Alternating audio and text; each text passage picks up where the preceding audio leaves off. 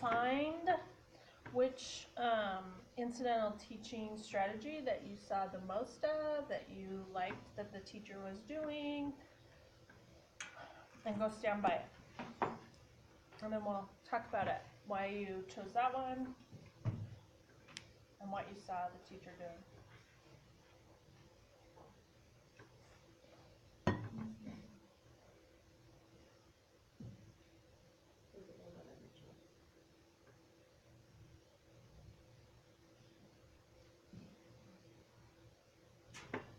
Okay, everybody find their spot?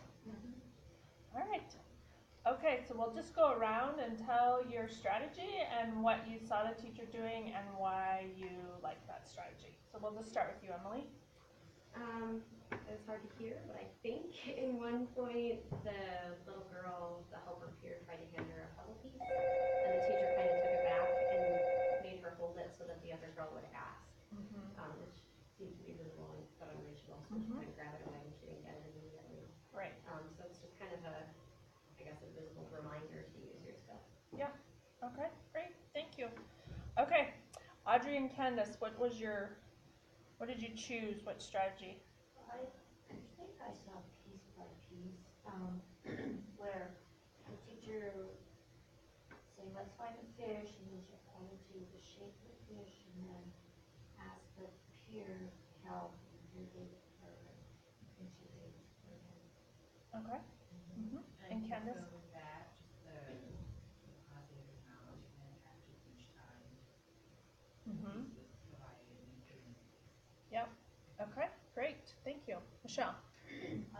So I just expected response, just knowing that teaching her to respond a certain way, that she's using the sentence strip to say she wants this piece, and then the response would be that person who puts the piece in her hand that she wants. Right, exactly. And that both the teacher and the peer were waiting for her to respond. Yeah. Yeah. Great. Okay, very good. Thank you. Got you up and moving for a second. Yeah, well, and they were really doing a lot within that short little piece, right? So a lot of preparation. That, again, was not just a teachable moment. Like, they really had prepped for that and taught the peer also what to do. So again, that just using their peers, right? Oh, is it fix my PowerPoint here?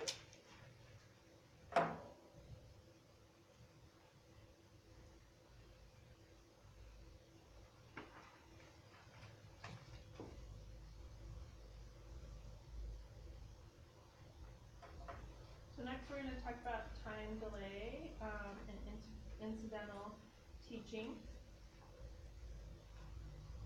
That comes back up here. There it is. So when we think about a time delay, here's really the steps. So stating your direction, waiting 5 seconds, asking a general question, giving the direction again, and then the do is to provide necessary assistance or prompt.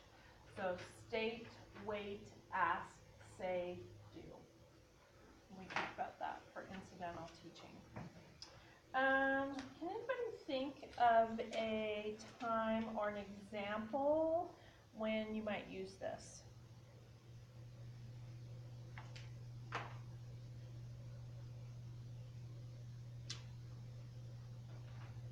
The time delay, when you're waiting for a student to comply with something that you're asking them to do. Okay. For example, like, Get out a piece of paper or something like that. So you wait until you do that. And then you say the direction is. okay, or maybe that. I think of this in the routine of maybe hanging up your backpack and coat, you know, giving that direction, waiting for 5 minutes, or 5 seconds, which it does feel like 5 minutes when you're just waiting, right? asking a general question like, do you know where your coat hook is, or something like that, right? And then giving the direction again, and if they still haven't done it, you know, to give that gentle prompt to go hang it up. Lisa, do you have some other examples of when you guys use it? I'm thinking of like as they're learning something, right? But with our little ones, even having them put their dishes away after breakfast or lunch, like put your plate away, because a lot of times they get excited about nap time or whatever, or breakfast time, they want to go play with their friends. Put your plate away, gives them that time to actually hear what you said, right? Where does your plate go, or what did you leave on the table, that kind of thing, to kind of give them that little bit of idea that they can still be pretty independent with it. And then if that's not, do it again, please put your plate away, or it's time to put your plate away, and then maybe go over hand with them, but give them those opportunity again and again to do it more independently before really getting any kind of physical. Yeah. I think what's most important, and I know I'm just as guilty of that, 5 seconds does really, I mean, I accidentally said 5 minutes, but 5 seconds when you're just waiting does seem like 5 minutes, right? It's really a long, so giving enough wait time. And I think doing that direction again too, like give them that opportunity again to go with it before just jumping in. So the MAND model. The MAND model is used to help children use the language they have learned within appropriate contexts. The goal in MAND model is not to make the child use language to get an object or interaction. The goal is to assist the child in knowing when and how to use words. So, you know, if you're going to use this, the teacher arranges the environment in a way that will gain the child's interest. For example, you might begin playing with a toy that would capture the child's attention. When the child expresses interest, you MAND, or verbally instruct, the child to respond. For example, you might say, tell me what you want, or say, so like if let's pretend this is a truck, you know, and I'm playing with it and the child wants it, I might say, tell me what you want, Lisa. And she would say truck, or I could say truck. Now, the one thing with this model is you have to be careful and you really have to know your children.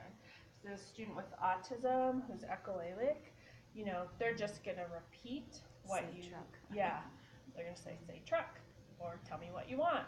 And so, you know, just really knowing your kids, and they might have a visual of the truck, or a student might be able to sign truck. So really knowing, or you might just say truck, right, for the child. And so that's another way to, you know, to teach. And again, use that. Lisa, do you have an example of using this in your? I think we use it a lot with toddlers as we're encouraging them to be able to label things, but with MAND model, it's not that they have to say that word to get it. It's just exposing them to the language, and you're giving them the opportunity to do it, but it's not that they have to say it to be able to get it. Anybody else think of examples of when this might be used? Food is a big motivator for this one, but we're not going to withhold the food just because they're not saying orange, right? But that's where I see a lot of this being done, and especially with that idea of it's not contingent on them saying that word to be able to get it. Mm-hmm. Okay. All right. Okay, so now Lisa is going to talk to you about research and prompting procedures. So we're going to be talking for the next few slides about prompting.